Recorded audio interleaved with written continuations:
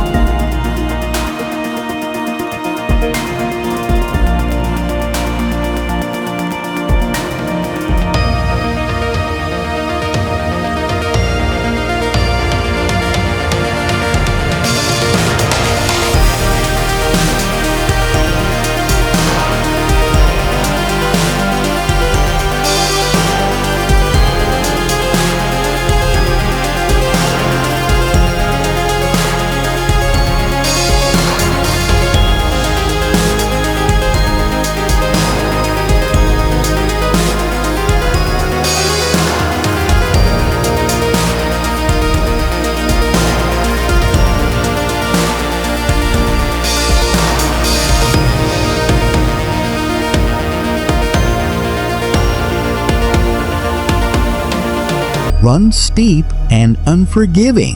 For centuries, Markhor have used this exact route to move between feeding grounds. Local rangers know every ledge by memory, every goat trail, every resting spot. This particular ledge, barely 2 feet wide, has always been the hardest crossing, but it has never been feared. Ranger Iqbal Hussain first noticed the change in late spring. A young male Markhor approached the ledge, sniffed the air, and stopped. It backed away, tried again, backed away a second time. Hussain assumed it was inexperience. Young animals sometimes hesitate, but over the following days, the pattern repeated. Different Markhor, same ledge, same hesitation. Even seasoned males, animals that had crossed this path dozens of times, began pausing at the same spot. Something was different about this crossing now. Hussain radioed a fellow ranger stationed lower on the slope.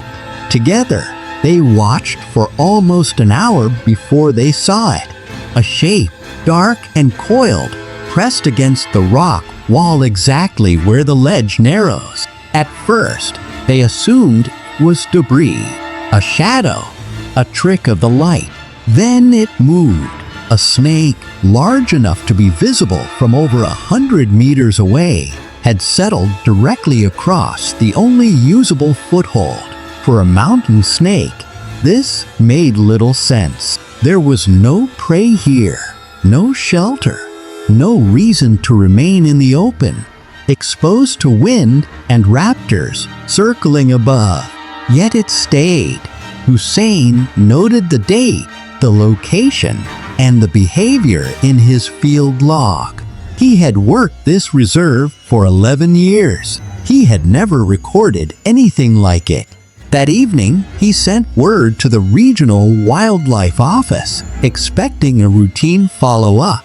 What he did not expect was the reply he received the next morning. 2 other rangers, patrolling separate valleys nearly 6 kilometers apart, had documented almost identical behavior. Markhor hesitating, snakes holding position on narrow cliff paths. 3 isolated reports, same pattern, same season. Hussain stared at the message for a long time before radioing back a single question. Was this a coincidence, or was something changing across the entire mountain range? Word of the sightings reached the regional wildlife office within days. A senior biologist, Dr. Naved Ashraf, decided the pattern was too consistent to ignore. He had studied Markhor populations in Kittrell for over a decade. He knew their habits well. Markhor were cautious animals, but not easily frightened, certainly not by a single snake. So why were entire groups changing their movement across the mountain? Ashraf assembled a small team and hiked up to the first reported location. What he found unsettled him more than he expected. Fresh hoofprints circled the ledge from multiple directions, but none crossed it. Some animals had clearly tried, then turned back at the last possible moment. One print, deep and skidded, suggested a Markhor had nearly lost its footing while retreating. Ashraf crouched beside the mark, running his fingers along the disturbed rock. A single mistake here would have meant a fall of nearly 90 meters. He radioed the ranger station, his voice tight with concern. "This isn't hesitation," he said. "This is avoidance." But avoidance of what? Exactly? The snake identified at this location was a Central Asian cobra, a species known in the region, but rarely seen at this elevation. Cobras preferred lower, warmer terrain, rocky slopes near villages, not exposed cliffs battered by wind. Its presence here alone was unusual enough to raise questions. Then came a detail that changed the tone of the investigation entirely. A local shepherd, grazing his goats nearby, mentioned something in passing. He said this was not the first cobra he had seen on high ground this year. In fact, he claimed he had seen 3. Ashraf turned to him slowly. "3 snakes?" he asked. "Or 3 sightings?" The shepherd hesitated, then answered. 3 different snakes, 3 different cliffs, all within the same month. Ashraf felt a chill that had nothing to do with the mountain air. If true, this was no longer a single strange encounter. It was the beginning of something far larger and far more dangerous than anyone had first believed. Ashraf returned to his office that night with more questions than answers. He pulled up satellite elevation data for the 3 reported cliff sites. All 3 shared something in common. All 3 sat near the upper edge of the cobra's known range. But that alone did not explain why the snakes were choosing the most dangerous, most exposed ledges available. Cobras were ambush hunters. They avoided open spaces. A narrow cliff path, battered by wind and visible from every angle, made no sense as a hunting ground, unless something had pushed them there. Ashraf contacted a colleague at a research station lower in the valley, a herpetologist named Farhan Beg. Beg had spent years tracking reptile populations across the region. When Ashraf described the sightings, Beg went quiet for a moment. Then he said something that caught Ashraf off guard. Villages at the base of these mountains had reported an unusual spike in snake encounters near homes and livestock pens. More bites, more sightings, more snakes turning up in places they normally avoided. At first, locals assumed a bad breeding season, nothing more. But Beg had been quietly logging locations for weeks, and a pattern was forming. Snakes were not just increasing in number, they were moving upward, away from the valley floor, away from villages, toward the cliffs. Ashraf stared at the map spread across his desk, tracing the shepherd's 3 sightings against Beg's data. The line connecting them ran almost straight up the mountainside. If Beg was right, this was not a handful of snakes wandering into unfamiliar territory. This was a migration. And if snakes were abandoning their usual ground for something higher and more dangerous, one question mattered more than any other. What were they running from? Ashraf did not sleep that night. By morning, he had already requested permission for a full survey of the mountain slopes from the village boundary to the highest ridgelines where the Markhor grazed. Whatever was happening, it was bigger than one ledge, one cobra, or one hesitant Markhor. It was reshaping the entire mountain, one cliff at a time. The survey team spent 6 days moving through the lower slopes of Kittrell Gall. Ashraf led one group, Beg led the other, tracking snake activity meter by meter. What they found painted a picture neither man had expected. Soil samples near the village boundary showed sharp changes in moisture levels. Streams that once ran steadily through the lower valley had thinned to a trickle. A prolonged drought, worse than anything recorded in the past 20 years, had quietly gripped the region for months. Locals had noticed the dry wells, the struggling crops, the thinner grazing land. What they had not connected was how deeply it was affecting the reptiles beneath their feet.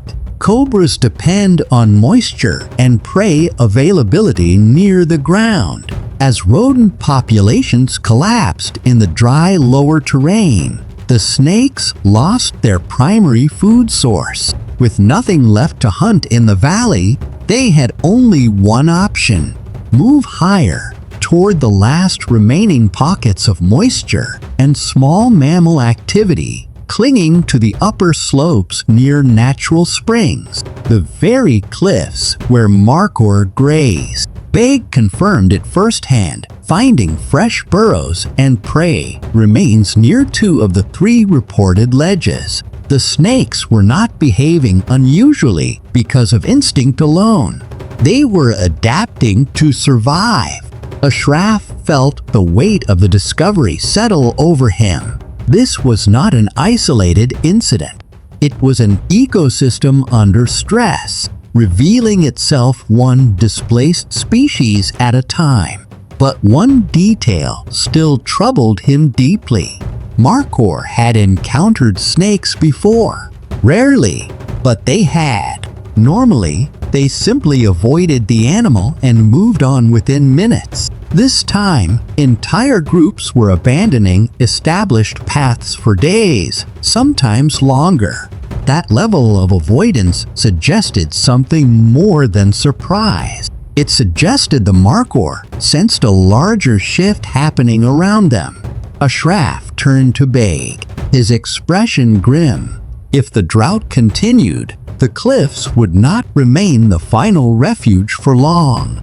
And if the Markhor kept refusing to cross, their access to food and safe terrain would shrink with every passing week. 2 species forced onto the same narrow ground, both running out of options. The mountain was no longer just changing. It was choosing which animals could still survive on it. 3 weeks after the first sighting, Hussein returned to the original ledge, unsure what he would find. The cobra was gone. No shed skin, no tracks leading away. It had simply vanished, likely moving further upslope toward a spring the survey team had marked days earlier. For the first time in weeks, a young Markhor approached the ledge without hesitation. It paused briefly, tested the footing, then crossed without incident. Hussein exhaled, a tension he had been carrying for days finally easing. But he knew this was not truly over. Ashraf's team confirmed it days later. The drought showed no signs of breaking. Rodent populations in the valley remained low. Snakes were still being reported at higher elevations across 3 separate reserves. The wildlife department responded quickly. New water catchments were installed near the mid-slope regions, aimed at drawing prey species back down and easing pressure on the upper cliffs. Rangers began mapping snake movement weekly, treating it as an early warning system rather than an isolated curiosity. For the Markhor, researchers noted something remarkable in the following months. Herds slowly adjusted their crossing routes, favoring wider ledges even if it meant longer, more difficult paths. Instinct, shaped by risk, was already rewriting behavior passed down for generations. Baig continued tracking the displaced cobras, documenting a pattern rarely studied in this region.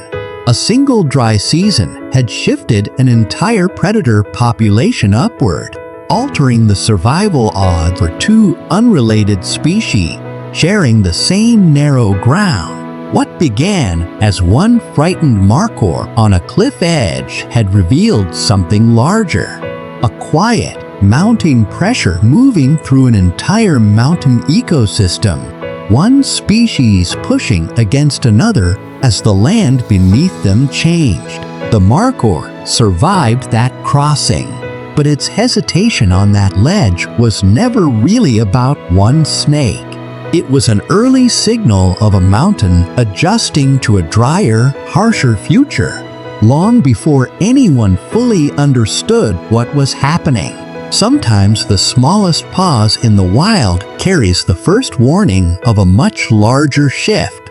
If you want to see more real stories of wildlife adapting to a changing world, subscribe and stay with us for what comes next.